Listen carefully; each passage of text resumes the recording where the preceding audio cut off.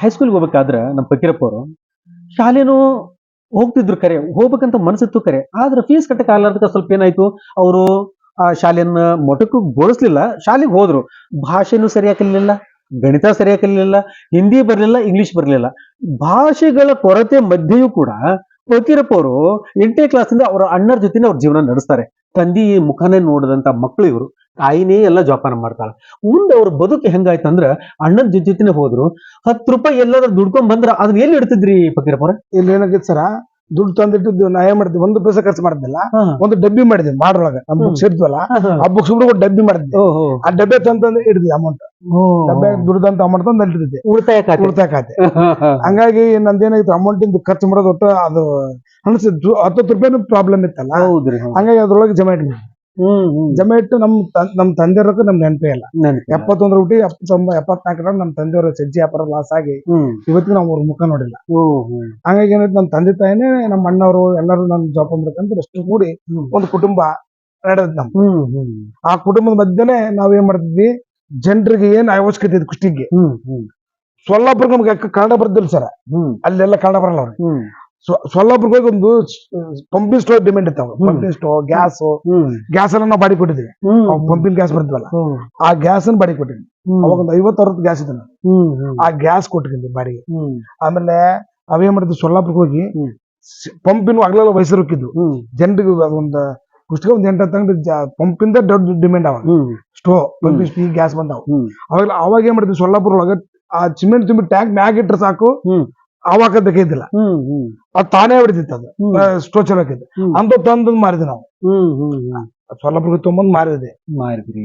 ಆದ್ರ ಈ ಅಂತ ಕಷ್ಟದ ಸಂದರ್ಭದಲ್ಲಿಯೂ ಕೂಡ ಈಗ ನೀವು ಬದುಕನ್ನ ರೂಪಿಸ್ಕೊಂಡ್ರಲ್ಲ, ನಿಮ್ಮ ಜೀವನವನ್ನು ನಡೆಸ್ಕೊಂತ ಬಂದ್ರಿ. ಏನೂ ಇಲ್ಲದ ಸಂದರ್ಭದೊಳಗ ಇವತ್ತು ಕುಷ್ಟಿಯೊಳಗೆ ಏನ್ ನೀಡ್ ಐತಿ ಅದನ್ನ ತೊಗೊಂಬಂದ್ ನೀವೆಲ್ಲ ಮಾಡಿದ್ರಿ. ಮಾಡ್ಬೇಕಾಯ್ತಂದ್ರ ನಿಮ್ ತಾಯರು ನಿಮ್ಮ ಮುಖ ಹೆಂಗ ಅನ್ಸಿತ್ತು ಅಂತ, ನೀವು ದುಡಿಯೋದ್ ನೋಡಿ, ಮಕ್ಕಳು ನೋಡಿ, ಅಜ್ಜಿ ತಾಯಿ ಏನ್ ಅಂತಿದ್ಲು? ನಮ್ ತಾಯದಿಂದ ಇಷ್ಟೆಲ್ಲಾ ಮೇಂಟೈನ್ ಮಾಡಿ ನನ್ ಮಕ್ಳು ಪುಣ್ಯ ಮಾಡ್ಯಪ್ಪ ಅಂತ. ಇಷ್ಟ ನಮ್ಗೆ ನಾ ಏನೋ ತ್ರಾಸಿನ ಒಳಗ ನಿಮ್ನ ಊಟ ಇಲ್ದ ನಾವು ಊಟಕ್ಕೆ ನಮ್ಮ ತಾಯರು ಮತ್ ನಾವ್ ಅವ್ರ ಅಕ್ಕರ್ದು ಬೆಳರಾಗ ಅವ್ರು ಒಂದ್ ಕಿರಣ್ ಕೊಡ್ತಿದ್ವಿ, ಏನೋ ಕೊಬ್ಬರಿ ಏನೋ ಕಸಿದ ಅಂತ ತಗೊಂಬಂದ್ ಆ ಜೀವನ ಮಾಡಿಸಿ ಸ್ವಾರ್ಥ ಅಂತ ನಮ್ ತಾಯರು ಖುಷಿ ಪಟ್ರು ನಮ್ಮ ಮುಂದೆ. ಆಮೇಲೆ ದೊಡ್ಡ ಜಾಲ ಅಂತಿದ್ದೆ, ಜಾಲ ಅಲ್ಲಿ ಅವ್ರು ಅಕ್ಕರಿದ್ರು, ಅಲ್ಲಿಂದ ತರ್ಬೇಕು ಜೋಳ ಏನ್ ಐಟಮ್ಸ್. ಅಷ್ಟು ಪರಿಸ್ಥಿತಿ ಗಂಭೀರ ಇರ್ತದಾಗ ಬಾಳ ಮಕ್ಕಳು. ನಮ್ ತಂಗಿ ಸಣ್ಣ ವಯಸ್ಸ ಗಂಡನ ಕಳ್ಕೊಂಡ್ಲು, 8 ಮಕ್ಳು ಅಂತೇಳಿ ಅವ್ರ ಅಕ್ಕಂದ್ರೆ ಏನ್ ಮಾಡಿದ್ರು ಅಂದ್ರ ನಿಮ್ಗೆ ಆಗಿನ ಕಾಲ ಪ್ರಸಾದ ವ್ಯವಸ್ಥೆ ಮಾಡ್ಕೊಟ್ರು. ಅವತ್ತು ಮಾಡ್ಕೊಟ್ಟಿದ್ದು ಯಾವತ್ತಿಗೆ ನೆನೆಸ್ತೀವಿ ಅವ್ರನ್ನ.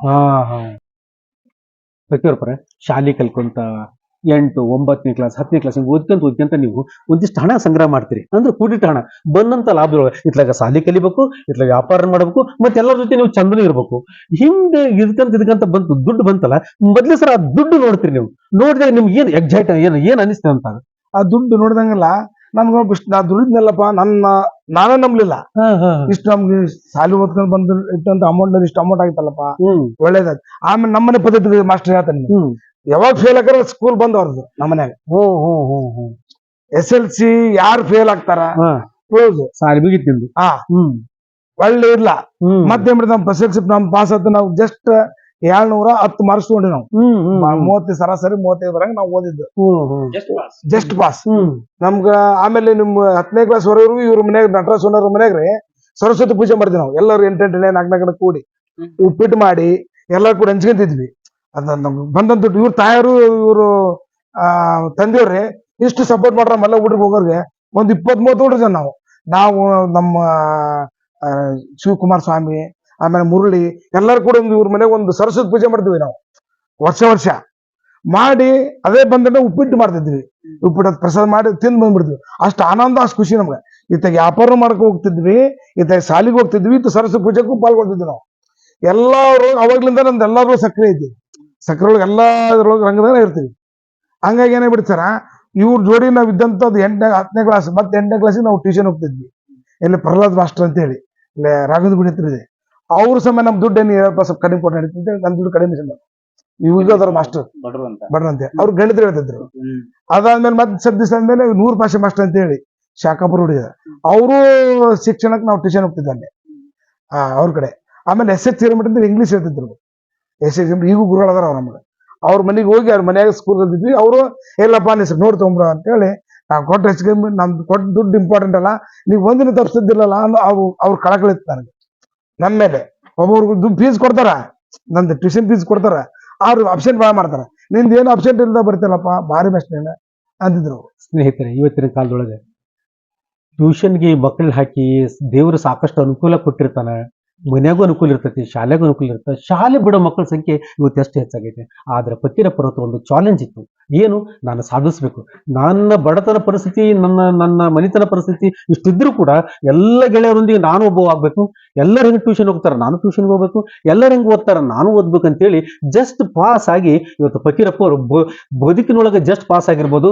ಇವತ್ತು ಅವ್ರು ಬೆಳೆದ ರೀತಿ ನೋಡಿದ್ರೆ ಭಾರತದಿಂದ ಸಿಂಗಾಪುರ್ಗೆ ಮಗಳನ್ನು ಕೊಡ್ತಾರೆ, ಸಿಂಗಾಪುರ್ ಅಳಿಯನ್ನು ಮಾಡ್ಕೊಂತಾರೆ. ಅಂದ ಕಾರಣ ಏನು ಸ್ನೇಹಿತರಂದ್ರೆ, ಬದುಕು ಅನ್ನೋದನ್ನ ಇದು ಬಹಳ ದೊಡ್ಡದಂತ, ವಿಶಾಲವಾದದ್ದು. ಇದನ್ನ ಪ್ರೀತಿಸ್ಬೇಕು, ಇದಕ್ಕೊಂದು ತುಡಿತ ಇರಬೇಕು, ಒಂದು ಹಂಬಲ ಇರಬೇಕು. ಆ ಒಂದು ಹೆಜ್ಜೆಯಲ್ಲಿ ನಮ್ಮ ಫಕೀರಪ್ಪ ಹೊಸಕಲ್ ಅವರು ತಮ್ಮ ಬದುಕನ್ನ ಕಟ್ಕೊಂಡು ಬರ್ತಾರೆ. ಜೀರೋ ಇದ್ದಂತ ಒಬ್ಬ ಮನುಷ್ಯ ಇವತ್ತು ಮನೆಯೊಳಗೆ ಏನೂ ಇಲ್ಲ ಅಂತೇಳಿ ಕೊರಗಿ ಏನೇನೋ ಮಾಡ್ಕೊಂತಾರೆ ಇವತ್ತಿನ ಕಾಲದೊಳಗೆ. ಆದ್ರೆ ಫಕೀರಪ್ಪ ಅವರು ಎಂದೂ ಎದೆಗೊಂಡ್ಲಿಲ್ಲ, ಎಂದೂ ಅಧೈರ್ಯ ಆಗ್ಲಿಲ್ಲ.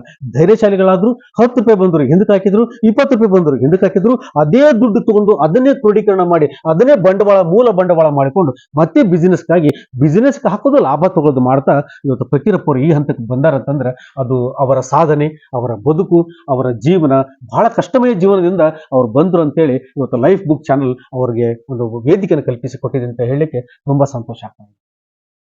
ನಟರಾಜ್ ಅವರ, ನಮ್ದೇನು SLC ಪಾಸ್ ಆದ್ನಲ್ಲ, first year second year commerce ಇಲ್ಲಿ ಕುಷ್ಟೊಳಗೆ ಹೋದೆ. ನಮ್ಮನೆ ಒಂದೇನು ಕಂಡೀಷನ್ ಇತ್ತಂದ್ರೆ